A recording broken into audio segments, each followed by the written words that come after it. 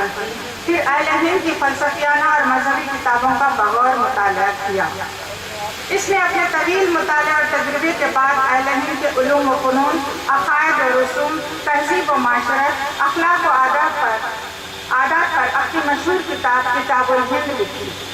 قدیم ہندوستان کی علمی، تہذیبی اور معاشرتی حالات پر دنیا میں سب سے پہلی اور مستند، جامع اور بے نظیر کتاب تسلیم کی جاتی ہے۔ اہل ہند کے عقائد اور خیالات کے بارے میں وہ لکھتا ہے کہ عوام کا مذہب اور ہے اور خواص کا اور، اگرچہ بظاہر ان میں کوئی فرق نہیں معلوم ہوتا۔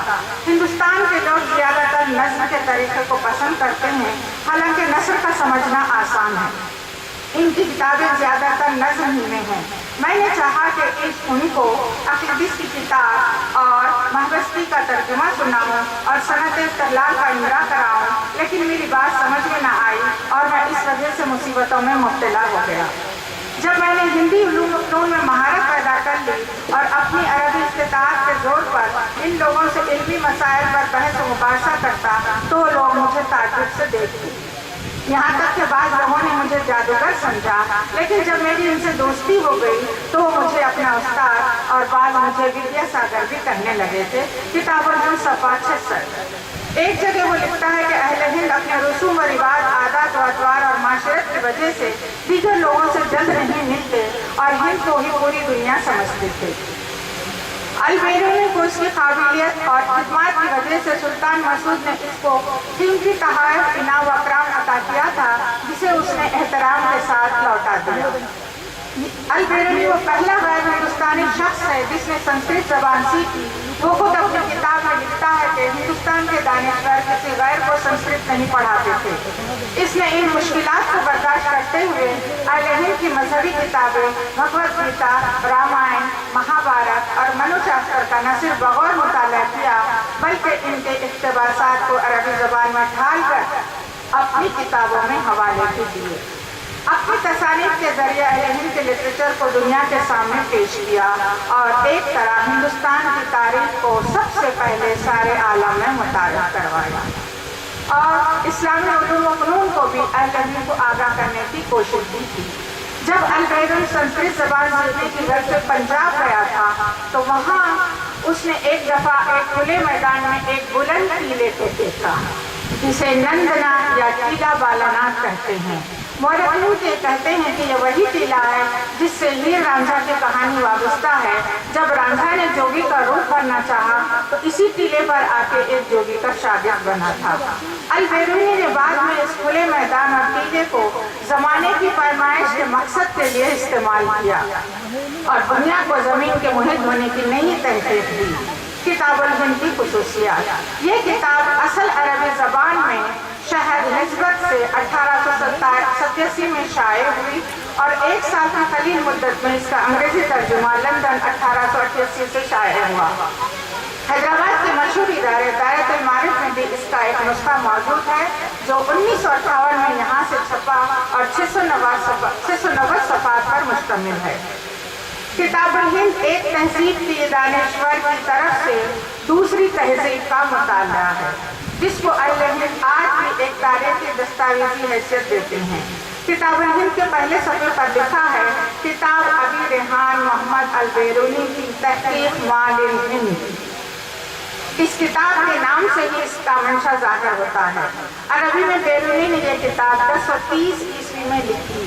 مصنف خود بیان کرتے ہیں کہ ہندوستان میں ناموافق و سیاسی و سماجی حالات کی وجہ سے علم کا لین دین ممکن نہ تھا۔ ایسے میں ہندوستان کی تاریخ کا تجزیہ و تحلیل کرنا بڑا مشکل کام تھا۔ یہ کتاب استاد عبد المنعم ابن علی ابن نوح التبلسی کے نام سے منسوب ہے۔ مصنف نے کتاب کے مقدمے میں چشمدید واقعات اور سنے سنائے واقعات میں فرق بتاتے ہوئے دروگوں کے اقسام بیان کیے ہیں جنہوں نے تاریخ کی کتابیں لکھی ہیں، اور کتاب کے پہلے باب میں انہوں نے لکھا ہے کہ جس موضوع پر لکھنے لگا ہوں وہ آسان نہیں ہے۔ ہندوستانی اور غیر ہندوستانی لوگوں میں فرق مذہب، زبان اور رسومات میں ہے۔ اس کے بعد ہندوستانی رسومات اور عقائد بیان کر کے ان کا موازنہ یونانی رسومات اور عقائد سے بھی کیا گیا ہے۔ باب دوم کا ہشت مذہب اور فلسفے پر ہے، جس میں خدا، روح، مادہ، تصوف، جنت اور جہنم پر اظہار خیال کیا گیا ہے۔ 9ویں سے 11ویں باب میں اہل ہند کے ذات پات، شادی بیاہ کے قوانین، بتوں کی صنعت کو موضوع بحث بنایا گیا ہے۔ 12 سے 14 باب لٹریچر کے اقسام سے متعلق اور علم حیت پر ہے۔ اس باب میں سنسکرت کی کتاب برہمنا سدھانتا کے مضامین کی فہرست بھی دی گئی ہے۔ 15واں باب موسمیات پر ہے۔ 18واں باب جیوگرافی پر۔ 19 سے 30 تک کے ابواب میں ایسٹرونومی اور کاسمولوجی اور قصے کہانیاں اور ان کے تھیوریز پر مبنی ہے۔ 31واں باب ہندوستانی شہروں کی پیمائش پر ہے، جو بیرونی نے خود چل کر معلوم ہوئے تھے۔ 32 تا 53 باب انڈین نوشن آف ٹائم پر ہے۔ 59 تا 54 ابواب میں ایسٹرونومی کی تاریخ ہے، جن میں سیاروں کے سائز، ان کے فاصلوں اور گرہنوں پر روشنی ڈالی گئی ہے۔ ماباقی ابواب میں علم نجوم، رسومات، حج، غذا، سیام اور تہواروں کی تاریخ پیش کی گئی ہے۔ کتاب الہند کے 80 ابواب گوناگو موضوعات پر مشتمل ہیں، جن کو پڑھ کر لگتا ہے کہ بیرونی دریا کو کوزے میں بند کر دیا ہے۔ اس کتاب کی اہم خوبی یہ ہے کہ مصنف نے علوم ریاضی، حیت اور جغرافیہ پر اظہار خیال کرتے ہوئے فنی پہلوؤں کو اعتقادات و رسوم سے خلط ملط نہیں کیا ہے۔ کتاب الہند میں مصنف نے اہل ہند کے علم نحو پر بھی گفتگو کی ہے۔ اس کے علاوہ شہروں، دریاؤں، سمندروں اور مختلف ملکوں کے فاصلوں اور حدود کے متعلق معلومات فراہم کی ہے۔ آسمان و زمین کے متعلق ان کے تصورات پر بحث کی ہے۔ نیز زمانی و مکانی تصورات اور دنیا کی پیدائش اور فنا ہونے کے بارے میں ان کے عقائد کا بھی ذکر کیا ہے۔ تاریخوں کے تعین کا فیصلہ بیان کیا ہے۔ آفتاب و ماہتاب کے گرہن کے سلسلے میں ان کے عقائد جمع کیے ہیں۔ عدالتی نظام، میراث کے اصول، مبارک اور منحوس اوقات کی نشاندہی، برہمن و غیر برہمن کی طرز زندگی میں فرق بیان کیا ہے۔ مصنف نے اگرچہ ہندوستان کی سیاسی تاریخ پر زیادہ توجہ نہیں دی، لیکن ہندو ایسٹرونومی پر 52 ابواب اور ہندو مذہب پر 11 ابواب قلم بند کیے ہیں، اور بھگوت گیتا کی مقدس تعلیمات پر اپنی پسندیدگی کا اظہار کیا ہے۔ اس نے لکھا ہے کہ ویدانتا کے تصوف، اسلامی صوفیزم اور نیو پلاٹزم میں بہت ساری مشترکہ باتیں پائی جاتی ہیں۔ مصنف نے یونانی فلسفوں اور ہندوستان کے فلسفوں کی کتابوں سے ملتے جلتے اقتباسات میں بھی موازنہ پیش کیا ہے۔ کتاب الہند سے پہلے اگرچہ کہ دیگر عالموں نے بھی ہندوستان کی تاریخ پر اظہار خیال کیا تھا اور ان کے تراجم بھی ہوئے، لیکن ہندوستان کے باشندوں اور ان کی تاریخ پر اس نقطہ نظر سے کسی نے بھی قلم نہیں اٹھایا۔ اس لیے یہ کتاب ہندوستانی تاریخ پر اولین کتاب مانی جاتی ہے۔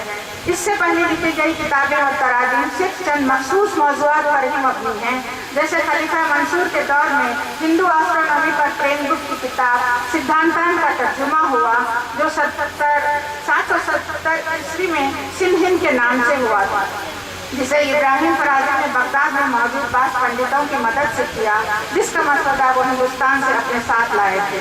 بیرونی لکھتا ہے کہ جب سنسکرت سے عربی میں تراجم کا کام شروع ہوا تو عرب مترجمین نے بعض الفاظ کو جوں کے توں لکھ دیا۔ سنسکرت سے ان کتابوں کے تراجم سے اہل ہند کے عقائد، رسومات، طرز معاشرت، تہذیب و تمدن کی تاریخ کا پتہ نہیں چلتا تھا۔ کئی مسلمان عالموں، سیاحوں، صوفیہ بزرگوں نے بھی ہندوستان میں قیام کیا، لیکن ان میں سے کسی نے بھی اس زاویہ نظر سے ہندوستان کا مطالعہ نہیں کیا۔ کتاب الہند کے تفصیلی مطالعے سے معلوم ہوتا ہے کہ بیرونی نے اس کتاب کو قلمبند کرنے سے پہلے چند سنسکرت کی کتابوں کے تراجم بھی عربی میں کیے تھے، جن میں میں یہاں ایک کتاب کا حوالہ دے رہی ہوں۔ وہ کتاب ہے کھنڈ اکھنڈیہ، اس کا عربی ترجمہ ہے الارکن۔ اہل ہند کے عقائد کے بارے میں بیرونی لکھتا ہے کہ کسی قوم پر تنقید یا کسی قوم کی فوقیت کو ظاہر کرنا میرا مقصد نہیں ہے، بلکہ ہندوستان کی معمول کی زندگی کا نقشہ دکھانا مقصود ہے۔ عرب قوم میں بھی اس طرح کی چیزیں موجود تھیں جو بعد میں اسلام نے مٹا دی۔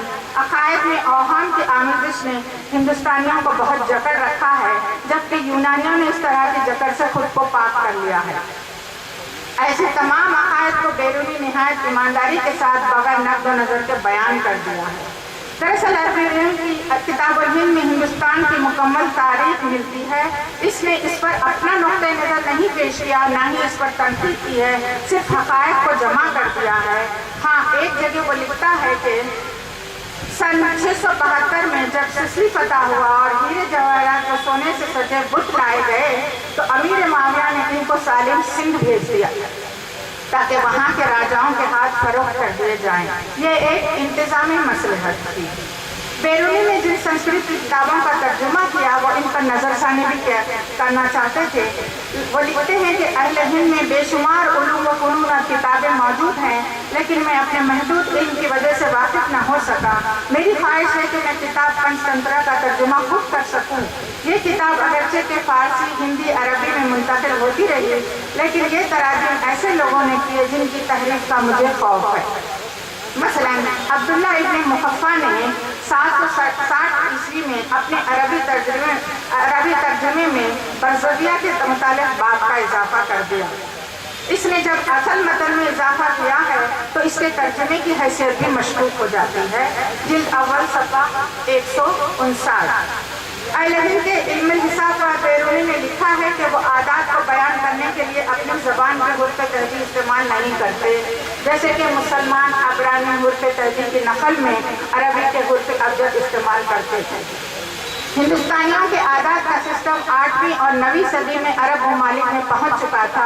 बेरूनी को चूंकि दूसरी जबानों की गिनती के आदात का इल्म था, इसीलिए वो कहते हैं कि अरबों समेत किसी कौम के लोग 1000 से ऊपर की गिनती नहीं गिनते। जो 1000 से ज्यादा अपने निज़ाम आदात में गिनते हैं वो सिर्फ अहले हिंद ही हैं। आगे वो लिखते हैं कि अहले हिंद समंदरों में मौजों के रोजाना आने जाने का ताल्लुक चांद के तुलू और गुरूब होने से जोड़ते हैं, अगरचे कि वो उसके तिथि वजूहात से बहुत कम वाकिफ है। मर्द और औरत ज़ेवरात पहनते हैं। घर व बाहर इंतजामी उमूर में दीगर कामों में औरतें हिस्सा लेती हैं। एक तवील बगैर सिले कपड़े को औरतें भी पहनते हैं और औरतें भी पहनती हैं और मर्द भी, यानी साड़ी और धोती। पान खाकर दांत सुर्ख करते हैं। शतरंज 4 आदमियों के साथ खेलते हैं। किताब का नाम आखिर में खात्मे पर लिखते हैं, शुरू में नहीं लिखते। कत्ल की मुख्तलिफ सजाएं हैं। मकतब के तख्तियों को सियाह रंगते हैं और सफेदी यानी चाक से बाएं से दाएं तरफ लिखवाते हैं। शुमाली इलाकों में 2 बच्चों में से छोटे बच्चे को ज्यादा तरजीह दी जाती है। तालाबे महिला खूबसूरत बनवाते हैं। मिट्टी से बनी प्लेटों में खाते हैं। छींक मारने को बुरा शुगुन समझा जाता है। घर से जाते वक्त इजाजत तलब की जाती है, ना के अंदर आते वक्त। अब किताबुल हिंद पर दीगर दानिश्वरों की राय, मैं यहाँ सिर्फ 2 या 3 की राय पेश कर रही हूँ। हसन बर्नी कहते हैं कि किताबुल हिंद में अल-बेरूनी ने हर मजमून को नहायत बेतासुबी और कुशाददिली के साथ बयान किया है। किताब पढ़ते हुए ये पता ही नहीं चलता कि ये किसी गैर हिंदुस्तानी शख्स की अंदाज़े तहरीर है। तर्ज तहरीर से मालूम होता है कि आज ही के ज़माने की तकलीफ है। बेरूनी के ख्याल में अहले हिंद आला पाए के फलसफी नहायत उम्दा रियाज़िदा और माहिर हैयत थे। मुसलमानों में बेरूनी वो पहला शख्स है जिसने कुरान को पढ़कर अहले इस्लाम को इनके मज़ामिन से आगाह किया। प्रोफेसर साखाराव की राय, जिन्होंने किताबुल हिंद का अंग्रेजी तर्जुमा किया है, वो कहता है कि अगर मुसलमान इस तस्नीफ पर बजा तौर पर फख्र कर सकते हैं और अरबी ज़बान अदब के आसमान पर इसे चमकता सितारा समझते हैं, तो हिंदुओं को भी यह हक है कि वो इसे एक हक परस्त आलिम ने इनके अजदाद की तस्वीर इनके लिए छोड़ी है। हो सकता है कि बाद लोगों को इस किताब के चंद मालूमात पर एतराज़ हो, लेकिन बेरूनी का मकसद सिर्फ हक़ाइक़ को जूं का तूं पेश करना है, जबकि इसने जा बजा हिंदुस्तानी तहज़ीब व तमद्दुन की मदाह भी की है। अरविंद शर्मा ने कहा है कि 1000 साल कबल कलम की गई इस किताब को बहुत अरसे तक हिंदू दानिश्वरों और स्कॉलर्स ने तनकीस और तखरीस की किताबें भी इस पर लिखी हैं। इसके अलावा बेरूनी ने कई बातें दूसरों से सुनकर भी इस किताब में लिखी हैं, जैसे उन्होंने सोमनाथ के करीब रहने वाले एक शख्स से मालूम करके लिखा कि इनका मिसकाल हमारे मिसकाल के बराबर है। बेरूनी ने कृष्णा का लफ्ज़ किताबुल हिंद में कहीं नहीं इस्तेमाल किया, बल्कि इसने वासुदेवा लिखा है, जबकि गीता में कृष्णा को वासुदेवा से 4 बार कहकर बुलाया गया है। इस तरह किताबुल हिंद में बेरूनी ने लफ्ज़ गीता कहीं नहीं लिखा, गीता लिखा है, भगवद गीता कहीं नहीं लिखा, ने महाभारत के बजाय सिर्फ भारता का लफ्ज़ इस्तेमाल किया है। प्रोफेसर आर्थर जैफरी ने भी इस दलील से इत्तेफाक किया है। मौलाना अबुल कलाम आज़ाद की राय में हिंदुस्तान के बारे में बैरूनी की तहकीक आज के दौर में नुमाया मुकाम रखती है। डॉक्टर अब्दुल सलाम की राय, जो नोबेल इनाम याफ्ता है, वो कहते हैं कि अल बैरूनी एक तजुर्बेकार साइंसदान और मौलिक था। अपने नुक्ते नज़र में 600 बरस बाद आने वाली गीललू की तरह मॉडर्न और कुरान वस्ता के असरात से मुबर्रर था। बैरूनी ने सुल्तान महमूद को यह मशवरा दिया था कि सिक्कों को 2 ज़बानों अरबी और संस्कृत में जारी किया जाए, जो सुल्तान ने कबूल किया। एक तरफ ला इलाहा इल्लल्लाह मोहम्मद रसूलुल्लाह, दूसरी तरफ एक कम मोहम्मद अवतार है, जो कलिमा तैयबा का संस्कृत तर्जुमा था। बैरूनी को अरबी ज़बान से इतनी मोहब्बत थी कि वो कहते थे कि अगर मुझे मलामत भी करना हो तो अरबी ज़बान में की जाए। वो 9 ज़बानों को जानते थे। उन्होंने किताब अल-हिंद में संस्कृत के 25 इस्तिलाहात के मुतबादिल अल्फाज अरबी में दिए, जिससे इनकी ज़बान शनासी का इल्म होता है। बैरूनी के तरीक़े तहक़ीक़ के बारे में प्रोफेसर मोहम्मद वारिस लिखते हैं कि बैरूनी के तरीक़े तहक़ीक़ में गालिब अंसर साइंसी और अक़ली अंदाज़ फ़िक्र का है, जबकि इसने अहले हिंद, अहले यूनान और अहले अरब के क़वानीन का जिस तरह मुआज़ना किया है, ये एक दिलचस्प मुताला है। बैरूनी की मुकम्मल तसानीफ़ की फहरिस्त हाजी खलीफा ने कश्फ़ुज़्ज़ुनून में दिए हैं, जिनकी तस्दीक़ सैयद हसन बरनी ने अपनी किताब में की है। इसके बाद बहुत सारी चीज़ें मैं छोड़ रही हूँ, क्योंकि दूसरे लिखने वाले और बोलने वाले और सुनने वाले भी मौजूद हैं। तो इसको मुख्तसर करते हुए मैं सिर्फ ये कहना चाहती हूँ कि हिंदुस्तान में अल बैरूनी ने तकरीबन 20 साल क़याम किया। इस दौरान इसको माली मदद सुल्तान महमूद से मिलती थी, जो बैरूनी का बहुत कदरदान और इल्म दोस्त था। उसने हिंदुस्तान के इल्मी सयाहती दौरे को मुख्तलिफ कौमों में क़ुर्बत हासिल करने के लिए किया। इसने लोगों में एहसास जगाया कि किसी माशरे की तरक्की का इन्हिसार इस बात पर है कि इल्म को हासिल करने के लिए हर एक के लिए हर किस्म के रास्ते खुले हों।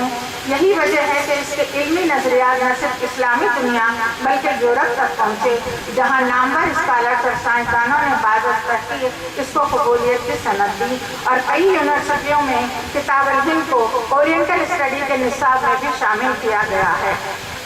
जर्मनी में बैरूनी का तारुफ यूनिवर्सिटी ऑफ बर्लिन के प्रोफेसर साखाओ के जरिए 1845 में हुआ और उन्होंने जर्मन ज़बान में इस किताब का तर्जुमा किया और उनकी मदद अरबी ज़बान के माहिर वशनासा प्रोफेसर वस्टनफील्ड ने की थी। ओरिएंटल ट्रांसलेशन फंड की कमेटी ने किताब अल-हिंद का अरबी टेक्स्ट 1887 में लंदन से शाये किया। बाद में इसका तर्जुमा भी किया। कई तलबा ने अल बैरूनी पर PhD डिग्रियाँ भी मुख्तलिफ यूनिवर्सिटियों से हासिल की हैं। अल बैरूनी की हयात और खिदमत पर उर्दू में सबसे पहले मुस्तनद किताब सैयद हसन बरनी बुलंदशहर ने नवंबर 1914 में लिखी थी। इसका दूसरा एडिशन इजाफे के साथ 1987 में मंजर आम पर आया। कराची पाकिस्तान से 1973 में शाये हुई। कराची से ही अल बैरूनी की 1000 साला बरसी के मौके पर अंग्रेजी में इसकी सवाने हयात पर यादगारी जिल्द शाये हुई, जिसका एहतमाम हकीम मोहम्मद सईद ने किया था। अमेरिका के जॉर्ज हार्टर ने इसको एक अजीम और मुफक्किर और आलिम मानते हैं। मशहूर मगरबी तारीखदान डेमांड इन्हें एक अजीम तारीखगाह मानते हैं। बिलाशुबा किताब अल-हिंद आपका एक बेनज़ीर कारनामा है, जिसके मुताले के बगैर कोई भी हिंदुस्तान की कदीम तारीख को समझ ही नहीं सकता। इस मुख्तसर तारीख के बाद मैं अपने मकाले को ख़त्म करती हूँ। वस्सलाम।